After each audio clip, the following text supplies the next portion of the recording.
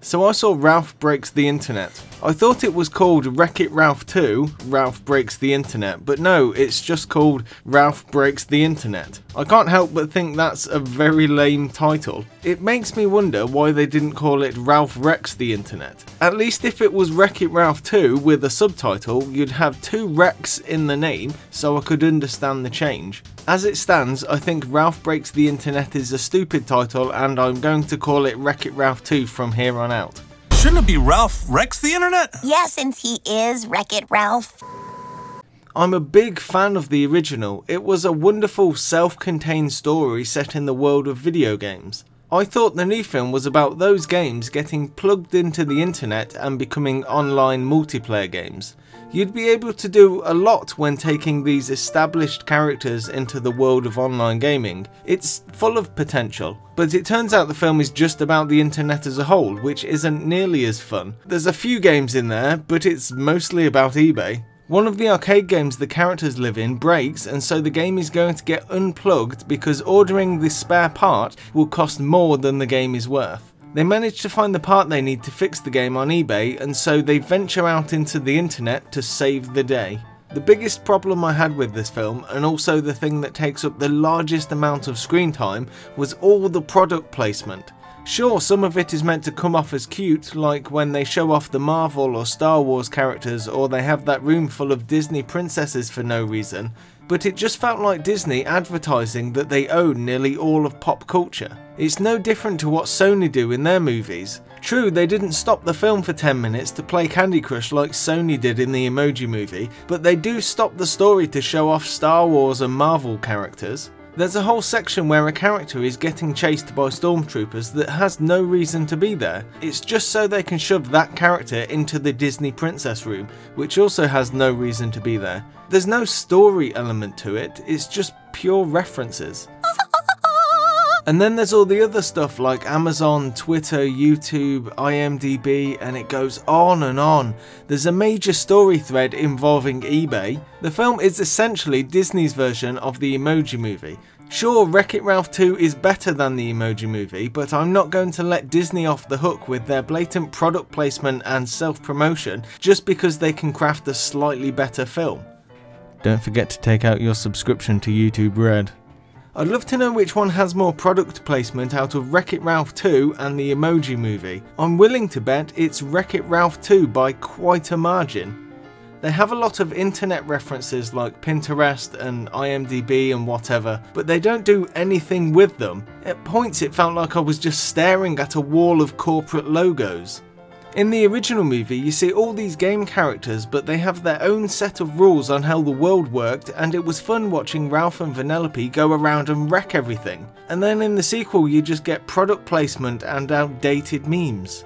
I felt they damaged the characters they built in the first movie. By the end of the original film, Vanellope was happy to finally be part of the Sugar Rush game. Now she's bored of it and wants to leave. It really undoes the happy ending of the first film. They throw a couple of exposition lines at the audience about how she's mastered the game and it's become repetitive, but you never get a tangible sense of it. It feels more like an excuse to force a story where there isn't one. Not to mention it makes her come across as unappreciative.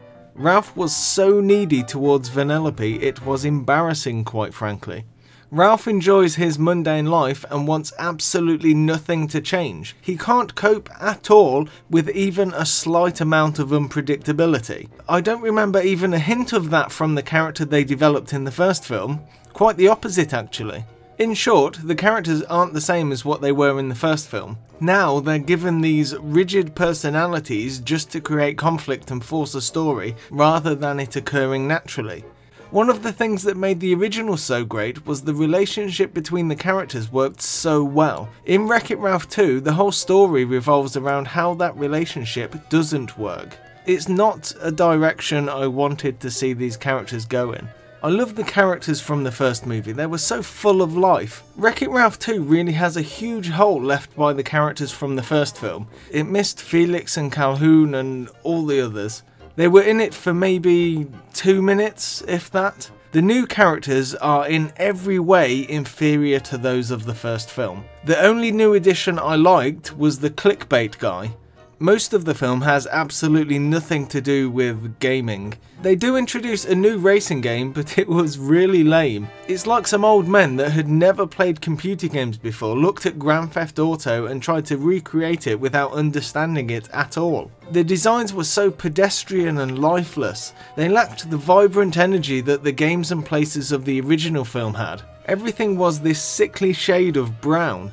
And the racing scenes themselves, both in this new game and from Sugar Rush earlier in the film, aren't exciting in the least.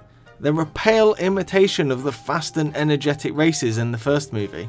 The new racing game has a bunch of characters and they were all dull, particularly the main woman.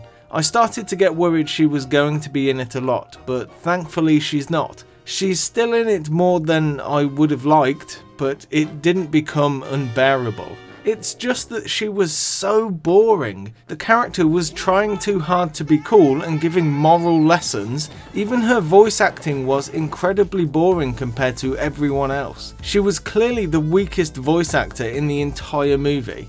The story meanders all over the place and it's honestly a mess. I wouldn't be surprised if there was some big problems with this film behind the scenes. The first film had a clear objective and the characters worked towards that goal. Here the objectives change quite often, which makes it feel like you're jumping around from set piece to set piece. The characters encounter an obstacle, but it's fixed within 10 minutes and then it's on to the next problem. And there's lots of things that don't need to be in the film, like the princesses. Sure, it might be funny, but the first film was about the story and the humour came from that. Now it's either about the story or it's about a joke. They stop the story for jokes and they stop the jokes for the story. They don't do them at the same time like the original, making it feel meandering with a lot of filler. A lot of the jokes didn't land. The problem with this is, when you pause the story for a joke and the joke doesn't land, it leaves this empty void and it sticks out. The audience will notice it. But if you're telling a story and you throw out a joke at the same time, if your joke doesn't land, you've at least got the story going to keep people interested. And on top of that, they dragged the finale out for far too long. The film should have ended a good 15 minutes before it actually did. The first movie understood computer games, but this sequel doesn't understand the internet. They get parts of how eBay functions wrong, which wouldn't be so bad, but it's a major story element. Then it tries to be relevant by throwing in some viral videos and memes, but it just makes the whole thing feel incredibly dated. Wreck-It Ralph 2 is a completely unnecessary sequel that's just there to make money. It's more of an advertisement than it is a film. It's Disney's Emoji Movie. I'd rate this a 4 out of 10. The animation and rendering was brilliant and the voice acting was mostly fantastic, but no amount of artistry can disguise what is otherwise a messy cash grab of a film. So that's my thoughts on Wreck-It Ralph 2. I'd love to know what you thought of the movie in the comments below. Thank you for watching. If you enjoyed the video, please give it a like and be sure to subscribe to appease the YouTube algorithm god. Talk about irony, moaning about Disney's self-promotion whilst doing my own. Thank you for watching, I'll see you next time.